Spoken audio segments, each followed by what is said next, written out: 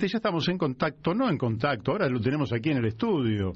A nuestro amigo Jorge Francisco Cholvis, hombre que yo conozco por su nombre desde hace décadas, sí, pero personalmente nos conocemos desde hace poco. Buenas tardes, Jorge. Hola, Mario, ¿cómo estás? Un gusto estar contigo y poder participar en esta reunión que vamos a realizar sobre temas de tan importancia en nuestro tiempo. Bueno, yo tengo grandes expectativas porque ya charlé contigo la vez pasada y puedo dar fe de que se trata de un abogado constitucionalista, digo bien, sí, profesor universitario, hombre que realmente lo tendríamos que tener 2 horas todas las semanas para que nos dé clases sobre algunas materias, pero bueno, tenemos los límites que corresponden y me gustaría que pudiéramos ir, que empecemos por algo más livianito. Y después vamos profundizando. ¿Cómo nos llevamos los argentinos con la Constitución? Es decir, mi pregunta va, ¿tenemos un buen feeling, como dicen algunos, una buena relación con la Constitución? ¿O la Constitución es como que está allí, pero le damos poca bolilla en la Argentina? La Constitución está sujeta al desarrollo de los procesos sociopolíticos de los pueblos. Sin duda, ese texto escrito tiene las consecuencias del proceso sociopolítico. Es más, esto no solo es un tema jurídico constitucional, esto pasa por hasta la propia literatura. Los grandes clásicos de la literatura ya iban señalando esta confrontación entre la realidad y los textos escritos. Para ser breve, ya Cervantes, en el Quijote, 1605, cuando le daba los consejos a Sancho, en esa parte de cuando Sancho era gobernador de la ínsula, le decía: oye, Sancho, esto ya te lo he dicho, son 2 cosas las que más preocupan al pueblo, la hambre y la carestía. Mirá la gran actualidad que tiene. Tremendo. Bueno, después Shakespeare en esa comedia dramática, El mercader de Venecia, Víctor Hugo, el de los miserables, que los miserables eran los pobres, en esa historia de Jean Valjean, inserta el tema de la justicia y los derechos de los pueblos. O sea que la Constitución, en una palabra, es un proyecto político, y según cuál sea el sector que predomina en ese tiempo histórico, va a tener una interpretación acorde a intereses y a definiciones políticas de esos sectores. Qué interesante, porque en la Argentina de 1994 estábamos en pleno apogeo del fin de la historia, del pensamiento único, de la unipolaridad, de las relaciones carnales con los Estados Unidos y de haber absorbido el neoliberalismo sin crítica en la Argentina, claro. y ese tiempo histórico parió la Constitución que nos rige hoy en la Argentina. ¿Qué opinión tenés de esa Constitución? Bueno, esa Constitución precisamente integra lo que yo denomino la generación de constituciones neoliberales que se pusieron en marcha, estas concepciones de Ronald Reagan, Margaret Thatcher, en esa década, ya en el 70 ya comenzaban a esbozarse, y acá en el año 1987 se realizó un encuentro de pensadores sobre el tema constitucional. Y es menester recordar que uno de los que intervino fue Sir Alan Walters, que fue un asesor de Margaret Thatcher. Y ahí ya Sir Alan Walters señalaba la importancia de generar ese político decidido a quizás a olvidar principios y pasados y poner en marcha este tipo de constituciones. Esta generación de constituciones neoliberales de la década del 90 en realidad comienza con la Constitución de Colombia de 1991. Ajá. Bueno, dejo de lado a la Constitución de Pinochet de 1980, 88, todo ese periodo nefasto que sufrió el pueblo chileno y que ahora lo está tratando de superar.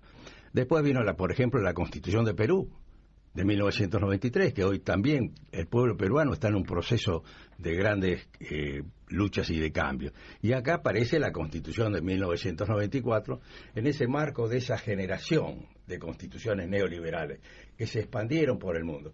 Por eso yo, cuando analizo este tema constitucional, hablo de genealogías constitucionales y de generaciones constitucionales. Las genealogías son cortes verticales en los procesos históricos de los pueblos, que se dan también en los distintos pueblos y aún en el interior de los pueblos, como se puede llegar a analizar nuestro proceso histórico constitucional. Así es que, en realidad, ya desde el pensamiento de Aristóteles podemos señalar que graficaba con precisión que constitución y sector social dominante es la misma cosa. Uh-huh. Toda comunidad política tuvo una estructura real y efectiva de poder. Pero en el tiempo donde la burguesía estaba en su etapa ascendente, en esa etapa del capitalismo concurrencial y no monopólico, se avanzó en dos procesos históricos, uno en el norte de América, de las colonias que estaban luchando contra el imperio inglés, y otro en el pleno seno de la Revolución Francesa. Ahí nacen dos genealogías distintas, que las podemos graficar perfectamente. Lamentablemente, quizás sería bueno algún día desarrollar específicamente estos dos procesos, pero por ejemplo en el norte, en realidad no se llamó a una asamblea constituyente. En Estados Unidos no se llamó una asamblea constituyente. No, ni tampoco en Francia, ahora vamos a ver. ¿Por qué? Por eso los procesos históricos constitucionales tienen sus características propias. No es producto de la imaginación de un letrado que está en su escritorio y se le ocurre. No existen los constituyentes a priori. Pero bueno, ahí, luego de la Declaración de la Independencia en 1776, se pone en marcha esos artículos de confederación, que en realidad le daban grandes problemas en el desarrollo de ese proceso. Por ejemplo, la falta de unidad del ejército que debía luchar contra el imperio inglés, y a su vez las aduanas interiores que tenían las colonias que le impedían el desarrollo capitalista liberal que estaban impulsando. Por eso se convocó a un encuentro, a un congreso, para modificar los artículos de confederación. Y ahí nace la primera constitución escrita, 1787, con un gran proceso de creación y de discusión. ¿Esa es la primera constitución escrita? Sí. 1887. La carta de 1215 de Juan Sin Tierra es una carta, no es una constitución. Ahí diste el clavo, porque hay una gran diferencia conceptual entre carta magna y constitución. Esas denominadas cartas eran instrumentos escritos que los sectores dominantes, los monarcas, los feudales y aún las ciudades medievales italianas dictaban y ponían a los sectores que integraban esa comunidad política. En cambio, la Constitución no es desde arriba, sino que la Constitución debe tener un gran sustrato popular en el marco de ese proceso sociopolítico. Tal es así que, a diferencia de esas cartas magnas que otorgaban y que dictaban los sectores dominantes, el preámbulo de esa primera Constitución escrita de 1787 comienza "We the people", nos el pueblo. Esa es por eso hay una confusión conceptual en identificar Carta Magna y Constitución. Pero bueno, eso es un tema muy común. Entonces, ahí nace esa genealogía republicana, federal, y con una gran presencia de la definición de la estructura de poder, puesto que la primera sanción de esa Constitución en realidad llevó nada más a esa parte, 7 artículos.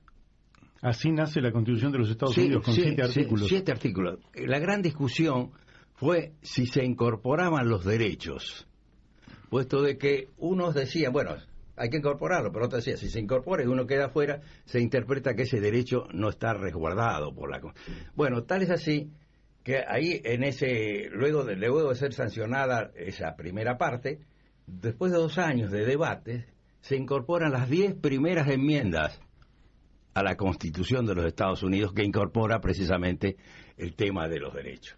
Claro. Y voy a señalar brevemente cómo las circunstancias personales y los procesos históricos van coadyuvando al avance o al retroceso. En este caso, voy a mencionar las colonias habían dictado sus declaraciones de derechos. La más conocida es la de Virginia. Claro. Bueno, y el Congreso Confederal había publicado las declaraciones de derechos.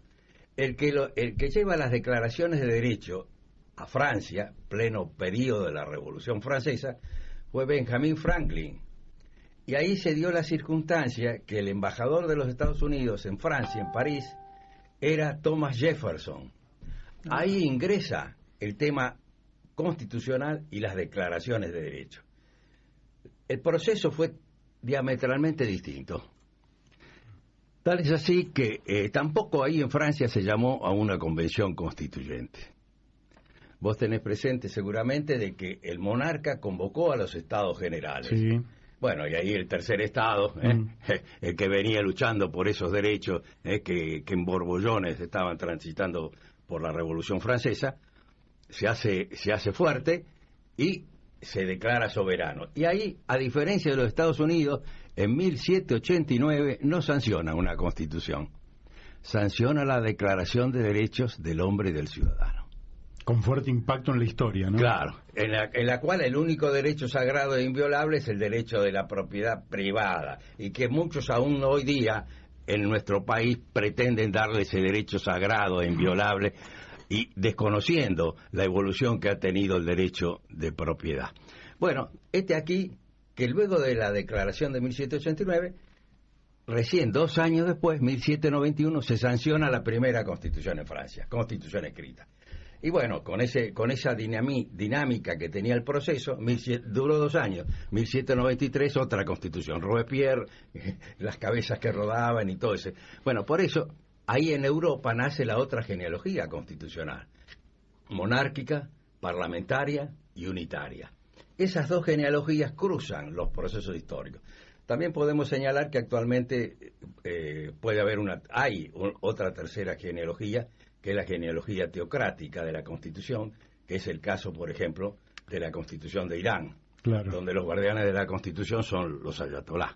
En fin, y hay otros países que también lo podemos analizar. Esos son los cortes verticales en los procesos de historia. En nuestro país, en nuestro proceso histórico, nos debemos acordar que desde las actas capitulares de Mayo, donde aparecen los primeros instrumentos escritos, luego aparecen en 1815 los estatutos, los reglamentos, y recién en 1819 aparece una constitución proclive a su concepción aristocrática y abrir la puerta a un monarca, que la primera batalla de Cepeda, esa batalla de la definición de un minuto y la definición de un siglo, deja de lado esas concepciones monárquicas y a su vez se abre otro proceso. En 1800 en la Asamblea 1824-26 aparece una nueva constitución, la Constitución Rivadaviana, que ya tiene otras características, que ya no es proclive monárquica, sino que antes ya se había instituido un presidente y lo ratifica. O sea que esos cortes verticales se dan en los procesos históricos. Pero lo importante, y para llegar a la Constitución del 94, son las generaciones constitucionales. Pero quiero hacerte una pregunta, y perdona que te interrumpa porque está muy interesante, pero venimos más o menos para el tiempo histórico. Ya en 1853 se genera el Congreso Constituyente en la Argentina.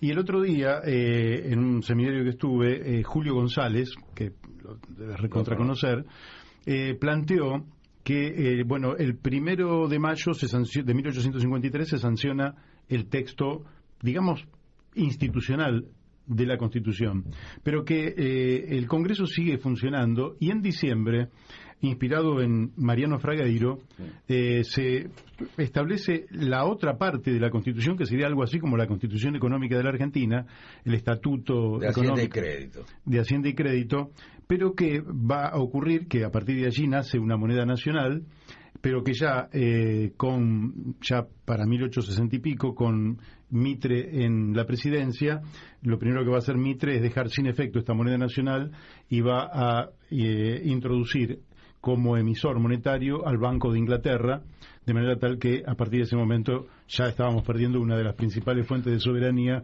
que es la emisión de moneda propia, ¿no? Así es. ¿Por qué se conoce tan poco esta parte de la Constitución? Bueno, vamos a hablar algo de esa etapa.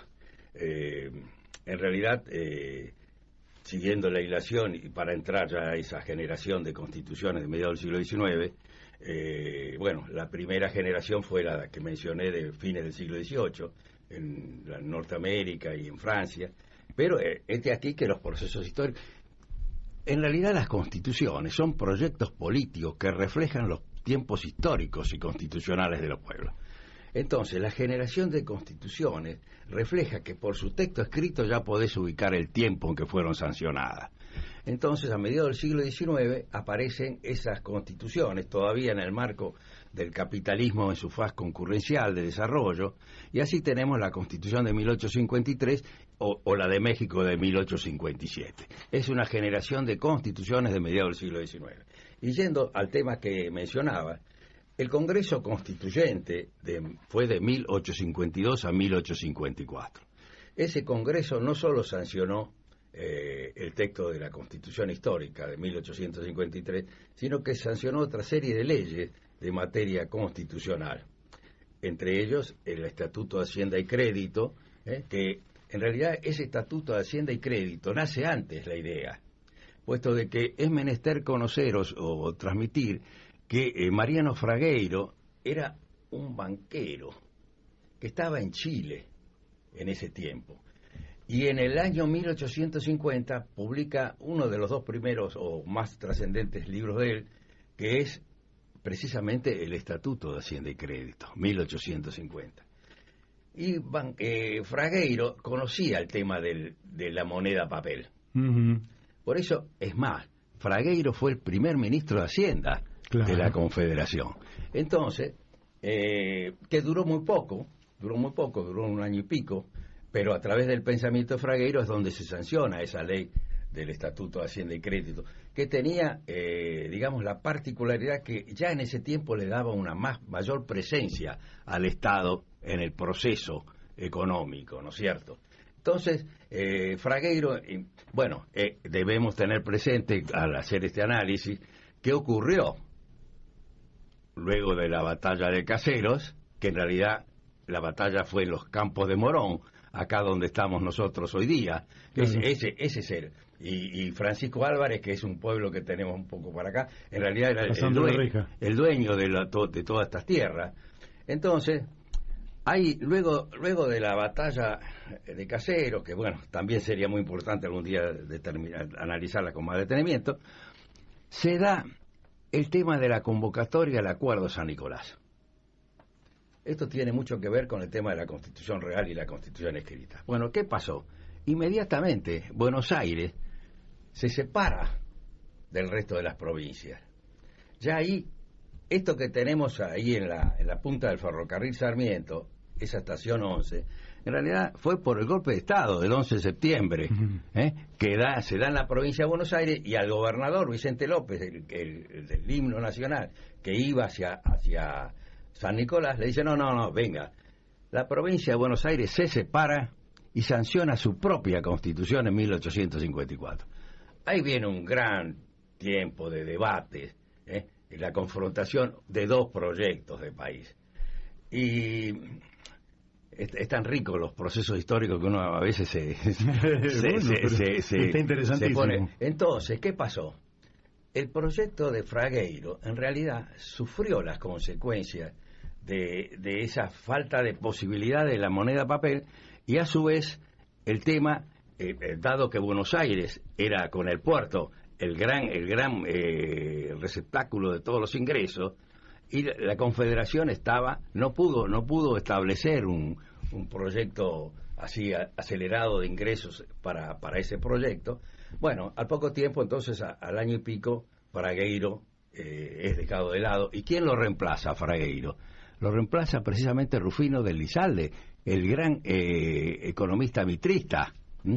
Entonces, cuando analizamos este tema de los procesos históricos, también, y como estamos en ese tiempo que mencionamos, los Estados Unidos recién resuelven la cuestión nacional y del desarrollo económico precisamente en el tiempo de la guerra entre el norte y el sur, donde el general Ulises Grant vence a las tropas del general Lee, y ahí Estados Unidos no solo empieza otro proceso, sino que a través de dos enmiendas a la Constitución, la 13 y la 14, avanza en ese proceso que aprovechó todavía la faz concurrencial del capitalismo. Y me voy a permitir citar a lo que decía Ulises Grant cuando desde sectores del liberalismo inglés le proponían que Estados Unidos abra sus fronteras, que genere un proceso de desarrollo abierto y que permita todas estas aspiraciones del capital inglés. Bueno, muy brevemente, esto lo tengo desarrollado con más detalle en un libro mío, Revisionismo Histórico Constitucional, en donde Ulises Grant señala, y esto también lo menciona Eduardo Galeano en su libro Las venas abiertas de América Latina. Dice Ulises Grant, Inglaterra desarrolló sus industrias textil y demás y todas sus cuestiones económicas a través del proteccionismo. Cuando nosotros logremos el desarrollo, recién hablaremos de libre cambio. Mientras vamos a hacer proteccionismo. Esa era la concepción de Ulises Grant que le permitió a los Estados Unidos. ¿Y qué pasaba en la Argentina, yendo a lo que vos mencionabas recién? ¿Cuál era el pensamiento de Mitre en 1862? O sea que prácticamente en ese mismo tiempo, en la inauguración de una estación del Ferrocarril Sud, en la provincia de Buenos Aires, Mitre sintéticamente dice, ¿cuál es el motor del proceso económico? El capital inglés. Ahí están las dos grandes diferencias en el desarrollo económico y social en ese tiempo.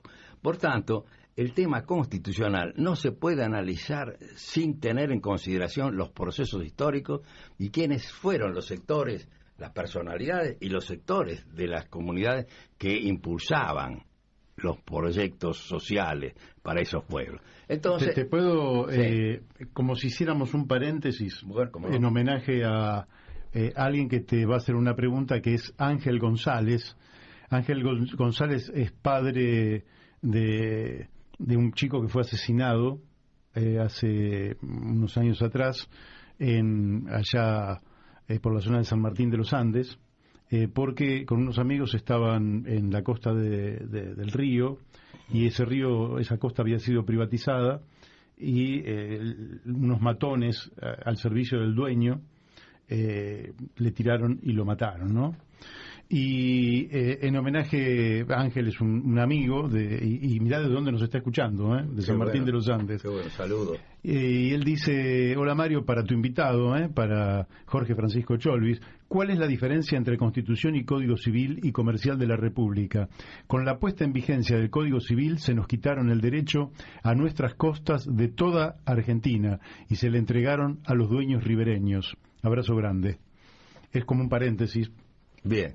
Bueno, yo ahí voy a tener que introducir qué es una constitución, ¿no es cierto? Como señalé brevemente, una constitución es un proyecto político institucionalizado al más alto rango normativo. En función de ese texto constitucional se baja al plano legislativo. Y ahí ingresamos al tema de los códigos, que también es diferente su concepción en el desarrollo de los Estados Unidos y en el desarrollo de nuestra Constitución histórica. Tal es así que en los Estados Unidos cada estado dicta sus códigos de fondo, es decir, civil, comercial, penal, etcétera. Y acá es el Congreso Nacional el que los dicta.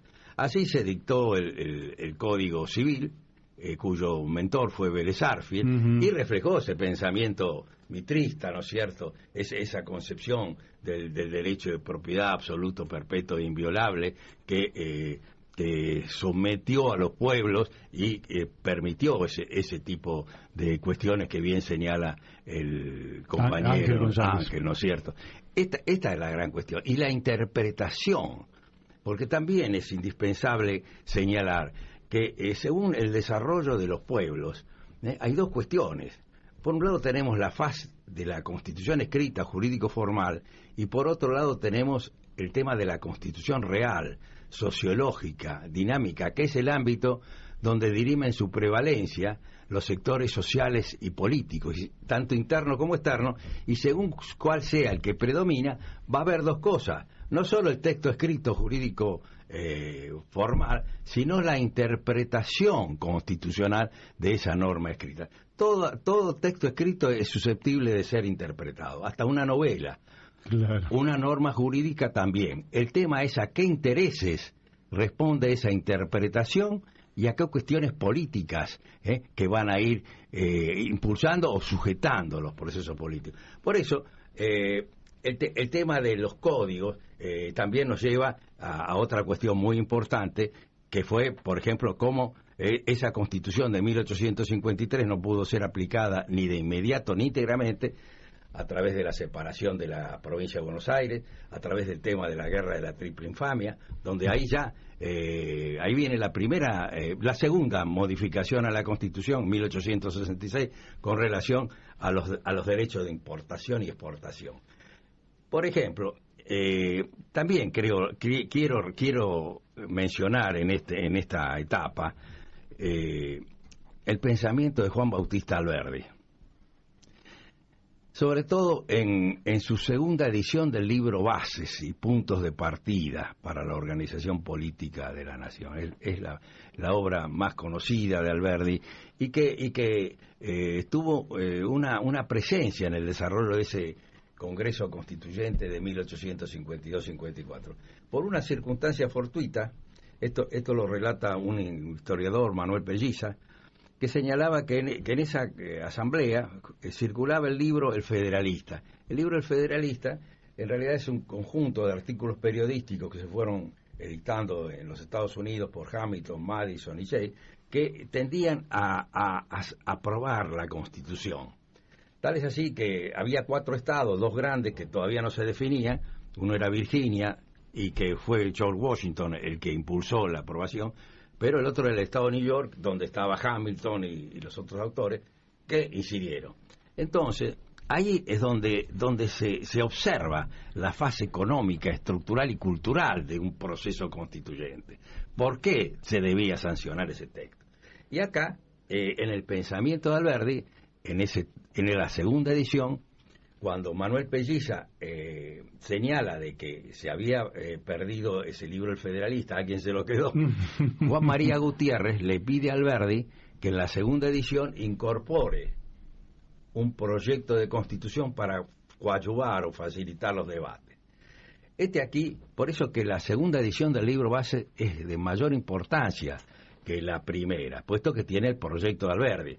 Proyecto de Alberdi donde no solo se desarrolla el tema cardinal de una constitución, qué es la constitución y cuáles son los medios que esa constitución va a sancionar para promover el desarrollo económico y social.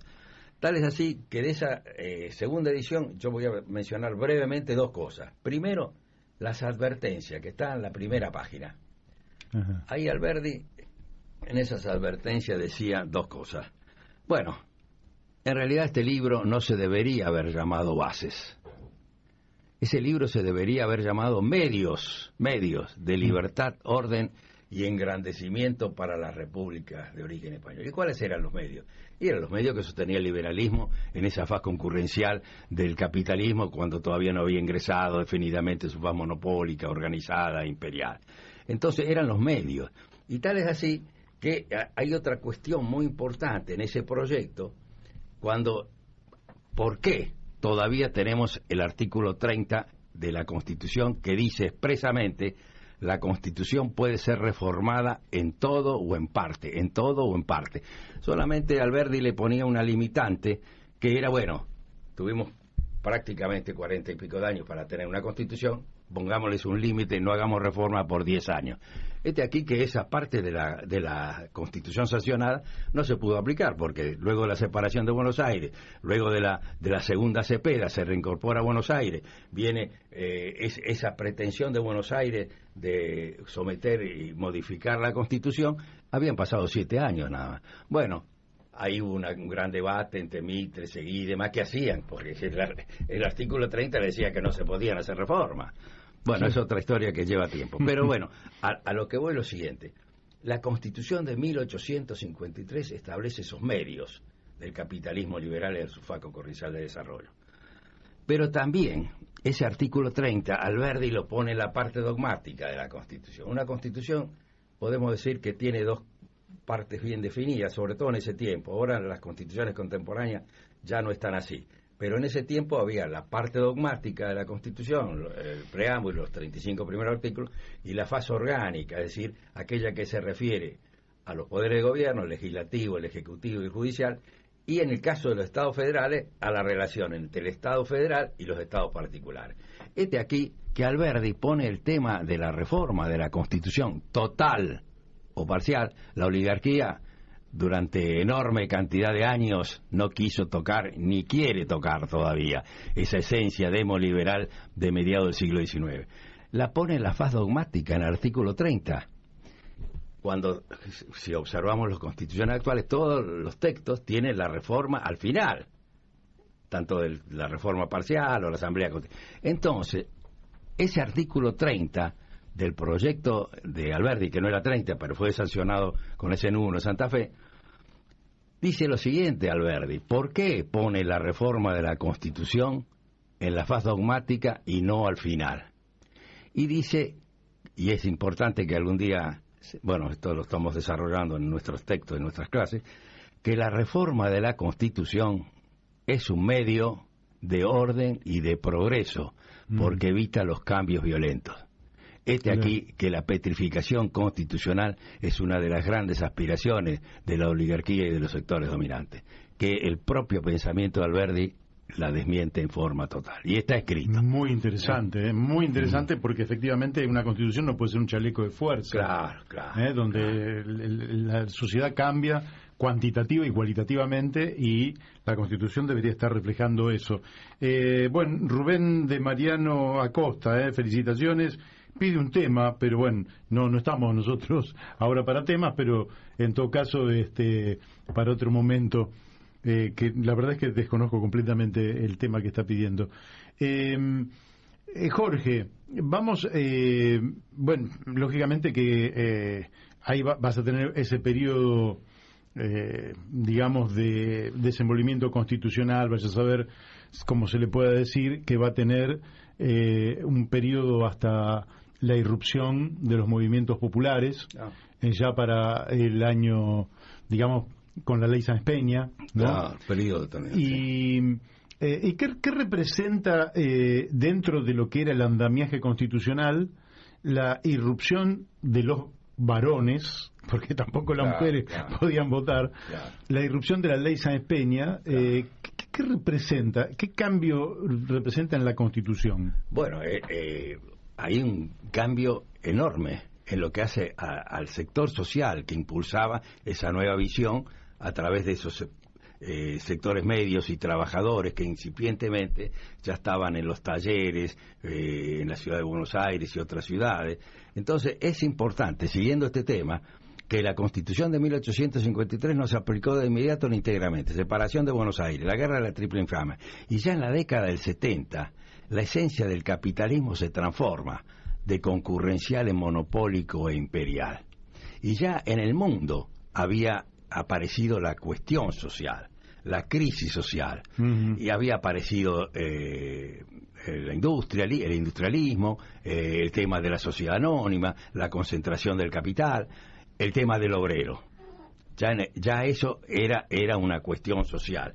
Tal es así que no es por casualidad que el 15 de mayo de 1891, en Europa, aparece la primera encíclica social, Rerum Novarum, que incorpora el tema del obrero y de la propiedad en función social. Ya aparecía ese problema en la cuestión social. Y acá, en nuestro país, luego de esa década del 80, con Juárez Elman, de empréstitos y de privatizaciones, se da esa crisis. Y ahí, en esa denominada y bien señalada Revolución del 90, aparece en primer término la Unión Cívica, con Leandro Alem y otros patriotas, Bernardo de Irigoyen, en fin, una serie de patriotas que impulsaron una nueva concepción política, social y económica en la Argentina, y ello da nacimiento a lo que pocos años después fue el sector de la Unión Cívica Radical que encabezaba Hipólito Yrigoyen. Ahí aparece un nuevo sector social impulsando esa estructura constitucional que estaba sometiendo, ¿no es cierto?, encorsetando el desarrollo político y social de nuestro pueblo. Tal es así que Hipólito Yrigoyen, a través de su esfuerzo económico y personal, lleva adelante dos procesos de levantamiento armados en 1893 y 1905. Los dos fueron derrotados. Y ahí viene la concepción de Hipólito Yrigoyen de la abstención revolucionaria, no convalidar al régimen con el voto, que era producto del fraude y todas esas cuestiones que conocemos. Entonces, ahí viene un periodo donde Roque Sáenz Peña, que estaba en Europa, candidato ya electo, venía a ejercer la presidencia, lleva adelante una serie de conversaciones a través del ministro de Interior con Hipólito Yrigoyen, donde están los pactos de Yrigoyen y Roque Sáenz Peña. Esto es muy importante. ¿Está documentado eso? Sí, yo en mi libro, Sampay, en su libro sobre las constituciones argentinas 1810-1972, que era en ese momento que las editó, Eudeva, por ejemplo, en 1970, están los pactos de Yrigoyen y Roque Sáenz Peña. Entonces, es muy importante, ya Yrigoyen era consciente que uno de los temas que él proponía no se aceptó por Roque Sáenz Peña, que era la intervención de todas las provincias, puesto que Yrigoyen era consciente que a través de este sistema de elección indirecta, a través de los colegios electorales, tanto para presidente y como vicepresidente, y aún para los senadores, Yrigoyen tenía bien claro que las oligarquías lugareñas le iban a obstruir su proyecto económico, político y social. Y así fue. Y muy brevemente me voy a referir a un solo tema. Bueno, tuvo la limitante Yrigoyen pero primero vamos a las leyes electorales. En realidad las leyes electorales no fueron una sola, fueron 4, puesto de que en ese tiempo se definió a través del legislativo, del Congreso, el voto universal masculino, como él decía, y secreto y obligatorio. Pero también el tema de la justicia electoral, el tema de la libreta de enrolamiento como medio para identificar al sufragante y demás. Bueno, se aprobaron esas leyes 1911 y 1912. Aquí que Roque Sáenz Peña y los sectores de la oligarquía vacuna en ese tiempo, hoy ya podemos hablar de oligarquía diversificada, pero ya llegaremos a eso. En ese tiempo la primera elección se da en la provincia de Santa Fe. Y ahí, en 1912, gana el radicalismo y le explota en el seno de la Constitución Real el tema del grito de Alcorta. Los colonos, esa cuestión donde la tierra, el colono estaba sujeto a esos contratos leoninos de los propietarios de la tierra. Eso está muy bien también desarrollado por Juan B. Justo y que intervino en todo ese tiempo. Bueno, 1912 Santa Fe. La Constitución Real, por más que había leyes electorales, no habían cambiado. Bueno, Yrigoyen es electo en 1916, termina el primer periodo con la limitante de que no pudo ser reelecto. Algún día vamos a hablar sobre el tema de la reelección, el pensamiento de Hamilton, la enmienda 22 de los Estados Unidos, eso lo dejamos para otro día. Pero es electo, tiene la limitante de la reelección, el interregno de Alvear, y inicia el segundo periodo en el año 28. En el año 1927, el radicalismo personalista, representante del pensamiento de Yrigoyen, de Mosconi y de Valdris, había logrado sancionar en la Cámara de Diputados la ley de estatización y nacionalización de los hidrocarburos, en todo lo que se refiere a la exploración, explotación, distribución y comercialización. Ese era el gran cambio que ya venía, aún con el texto escrito del 1853, la interpretación constitucional. Ya vamos a hablar de los distintos sistemas de interpretación. Pero aquí, Yrigoyen lo reiteró al Senado que se trate ese proyecto de ley. Ese proyecto de ley no fue tratado, y viene el golpe de Estado el 6 de septiembre de 1930, que era sábado. Es importante saber qué iba a ocurrir el domingo 7. El domingo 7 iba a haber elecciones en San Juan y Mendoza, donde el radicalismo personalista podría tener el triunfo y de esa forma lograr la mayoría en el Senado. Por eso bien señala Gunder Frank y también Eduardo Galeano, que ese golpe del 6 de septiembre tiene más olor a petróleo que a pólvora. Ahí están los procesos históricos. Ahí está la presencia de sectores dominantes. Bueno, en mi libro Revisionismo Histórico Constitucional tengo definido con nombre y apellido los que integraron el gabinete del golpe de Estado de Uriburu, todos representantes de compañías inglesas y demás. Ahí está esos cortes históricos. Bueno, y siguiendo brevemente con la generación de constituciones, y ya acercándonos más a mediados del siglo XX, Ahí también, luego de la Segunda Guerra Mundial, aparecen otra serie de constituciones y también aparece la importante Declaración de Derechos del Hombre de 1948 de las Naciones Unidas, donde ahí tuvo una importante intervención una mujer, ahora que estamos bien reconociendo la importancia de la presencia femenina en los procesos políticos. En esa Declaración de Naciones Unidas intervino relevantemente Eleonora Roosevelt, que era la esposa de Franklin Delano Roosevelt. Algún día también vamos a poder hablar del proceso del New Deal y demás. Entonces, ahí aparece una nueva concepción de derechos, donde hay dos sectores de la Organización Mundial, el capitalismo y el socialismo real, interviene. Ya esa Declaración de las Naciones Unidas, en el artículo 17, que es el mismo número de la de Francia en 1769, ya habla, no solo habla de la propiedad privada personal, habla de la propiedad estatal, la propiedad cooperativa, pero ¿cómo es posible que hoy día no reflejemos esos procesos de desarrollo? Y entonces ahí, después de la Segunda Guerra Mundial, aparece una nueva generación de constituciones. ¿Cuál es la gran importancia? Los medios.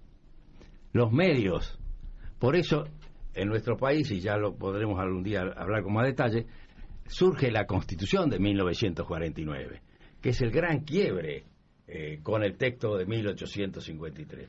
Una Constitución que fue aprobada por una Asamblea Nacional Constituyente con la más plena vigencia de los derechos democráticos. Y esa Constitución no solo incorpora los derechos sociales de la familia, del trabajo, de la familia, de la educación y de la cultura, sino que en el capítulo 4, en forma expresa, incorpora los medios.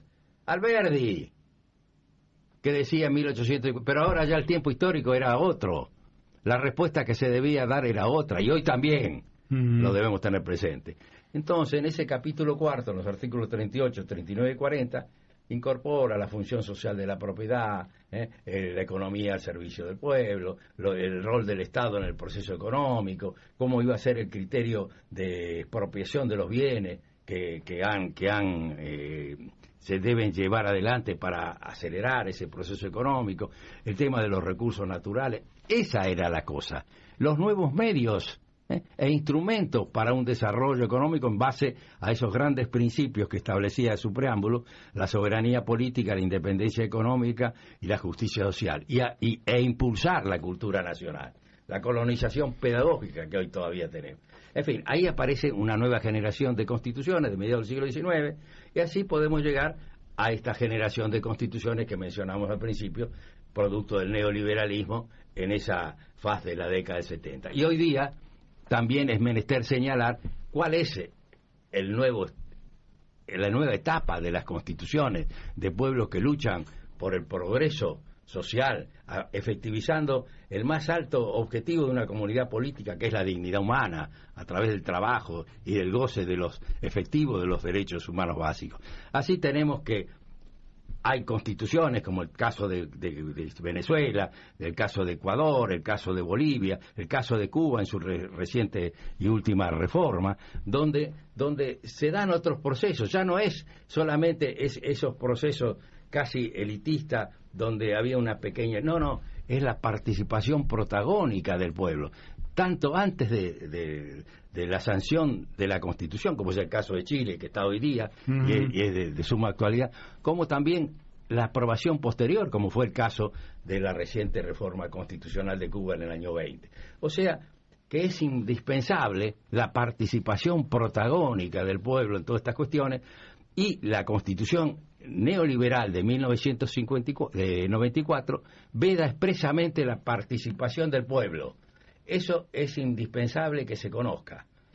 En el año 94, esa Constitución vigente hoy día en la Argentina, en el artículo 39, que en realidad tuvieron que incorporar una serie de normas que a los efectos de cómo se ratificaba el esquema neoliberal del año 53, salvo algunas normas avanzadas que estaban en el artículo 75 de la Constitución, en lo que se refiere a los incisos 18, 19, 23 y 24. Entonces, se incorporan las determinadas normas de democracia semidirecta, que en el mundo ya estaba transitando. En países europeos que la efectivizan en forma expresa. Y acá el artículo 39 habla de la iniciativa legislativa, es decir, la posibilidad que tiene el pueblo de tener iniciativa legislativa y avanzar con un proyecto. Aquí, que en la fase final de ese artículo dice que esa iniciativa legislativa no podrá ser en materia constitucional. Es decir, que el pueblo no tiene la posibilidad de la iniciativa legislativa. El artículo siguiente, el 40, que se refiere a las normas de la consulta popular, vinculante y no vinculante, no dice nada. Pero ya algunos salen diciendo, no dice nada, pero lo que prima es el 39.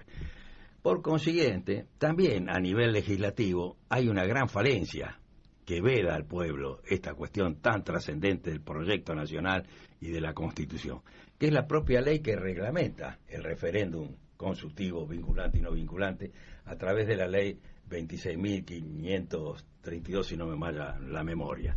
El artículo primero de esa ley dice que no habrá referéndum vinculante en tanto y en cuanto haya en la Constitución determinado un procedimiento específico para ese tema.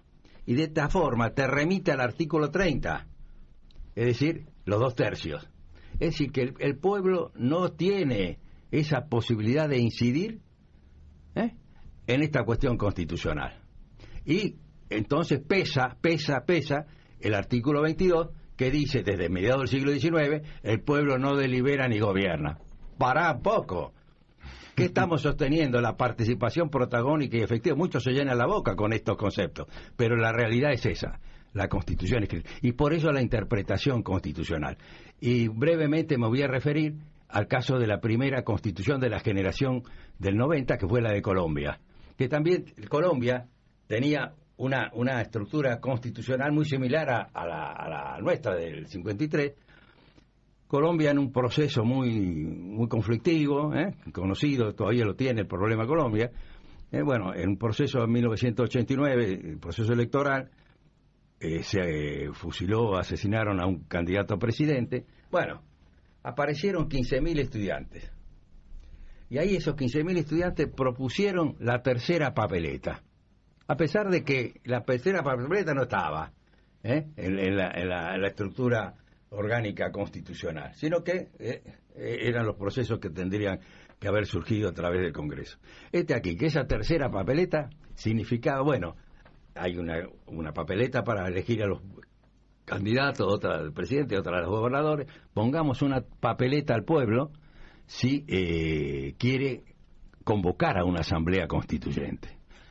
Esa cuestión de la tercera papeleta siguió todos los cauces de la justicia hasta que llegó al Tribunal Superior y se convalidó la tercera papeleta. ¿Y por qué se dio esa circunstancia? Claro, los sectores dominantes vieron que era una posibilidad de incorporar ese proceso neoliberal que ya venía dando vuelta, y por eso la Constitución de Colombia es la primera que en la década del 90, 1991, incorpora esa fisonomía liberal de las constituciones. Entonces todos los procesos históricos y sociales de los pueblos se reflejan en los ordenamientos jurídicos constitucionales. El punto es qué sector y con qué objetivo impulsa esa normativa y esos proyectos. Y vos ahora, nosotros tenemos esta Constitución que, por ejemplo, que en el tema de los recursos naturales se los otorga a las provincias, lo cual es un despropósito frente a la concentración económica internacional, poner una multinacional todopoderosa, algunas que facturan cientos de miles de millones de dólares, a negociar con una provincia que apenas le alcanza para mantenerse y subsistir. Esta Constitución que habría que modificar, porque aparte ya tiene 28 años. Sí.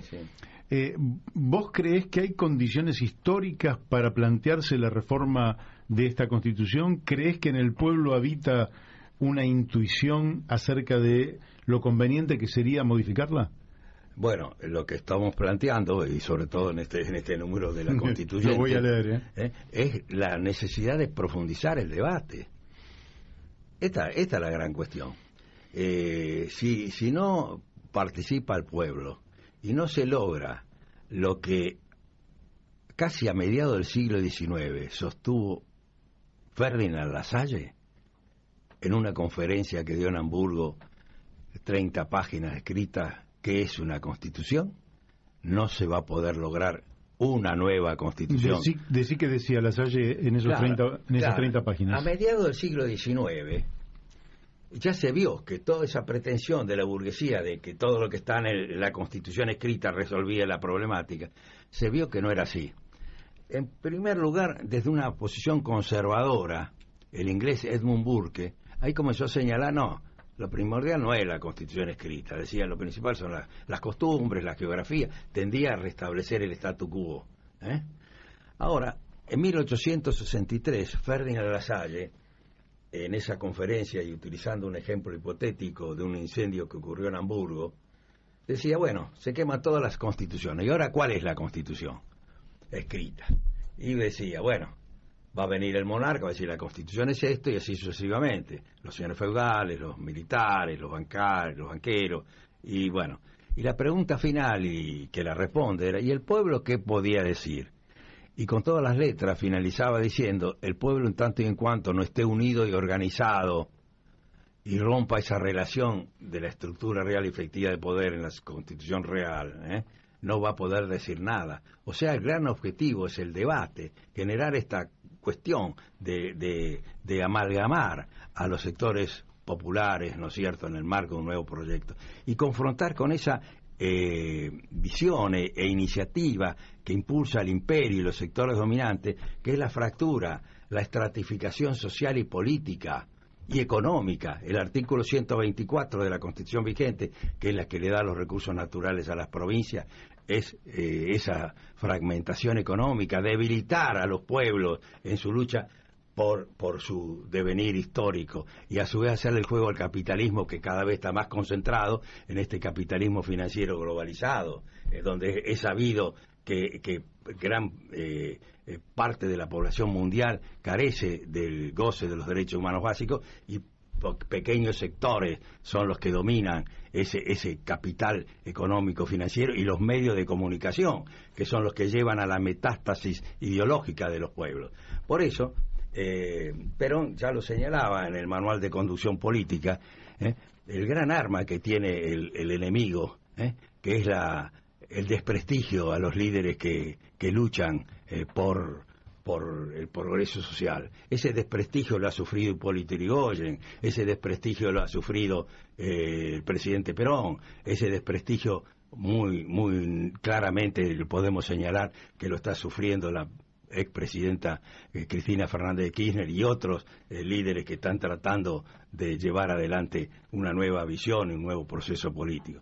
Por eso el tema de la metástasis ideológica, el dominio y la importancia de la batalla cultural, esto que estás realizando con la radio, es indispensable que lleguen estos principios, estos conocimientos al pueblo todo, para que le demos la posibilidad de discernir y tener la respuesta ante estas mentiras que estamos recibiendo cotidianamente por los canales masivos de comunicación actualmente. Esta es la gran cuestión. Es dar el debate, profundizar, es una lucha.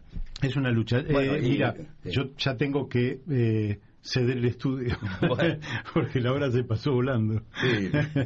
Pero bueno, cuando vos tengas tiempo te voy a volver a invitar, porque realmente quedó esto muy interesante. Creo que efectivamente la Argentina ha perdido la cosmovisión, es como que se ha fragmentado y las partes no logran armar el conjunto del panorama, tener un panorama global de la situación, y lógicamente que el enemigo ha podido segmentarnos, dividirnos, claro, introducir toda una cantidad de variables que han llevado a que la Argentina tenga escasísimo poder. Me hubiera encantado en este contexto hablar de temas que no puedo porque ya me pasé de la hora que tengo que entregar esto. Te voy a dar lógicamente el último minuto de cierre a vos, pero por ejemplo, porque me ha llegado además un material muy interesante sobre la mirada jurídica de la deuda, es decir, una mirada jurídica sobre la deuda, que hace que no sea tal cual dice hoy en esta radio. Hace 2 horas atrás Guillermo Moreno, en el programa anterior al mío, decía que las deudas se pagan sin más. Sin embargo, la deuda argentina tiene insuficiencias, vamos a decir por ahora, jurídicas de tal magnitud que por lo menos que tendríamos que revisar es si es legítima, si es legal. Claro, lo primero que hay que determinar es si es deuda o si es estafa. O es una estafa. Yo sostengo que es una estafa. Obviamente. Y aparte tengo fundamentos para sostenerlo. Cuando quieras ampliamos todo el tema de la deuda, sobre el tema de la metodología y pautas para una nueva constitución, que es uno de mis textos en esa revista, cuál es la nueva arquitectura constitucional que merece el pueblo argentino debatir y sostener en esta lucha por lograr esa plena dignidad humana que le dan el goce de los derechos humanos básicos, la salud, la vivienda, el trabajo, la educación, la cultura. En fin, así que yo estoy a cuando vos digas. Bueno, excelente, excelente. Lo hemos disfrutado durante toda esta hora. Jorge Francisco, yo me llamo Francisco. Bueno, tocayo. Un gustazo. Jorge Francisco Cholvis. Bueno. Y bueno, te comprometo entonces para una próxima invitación. Sí, cómo y no. le dedicamos, así como hoy, una hora completa. ¿Cómo no? Por ahora nos estamos despidiendo. Volvemos mañana a las 12 del mediodía con nuestro programa La Brújula, aquí por Radio La Luna, AM 1140. Chau, que tengan buen día.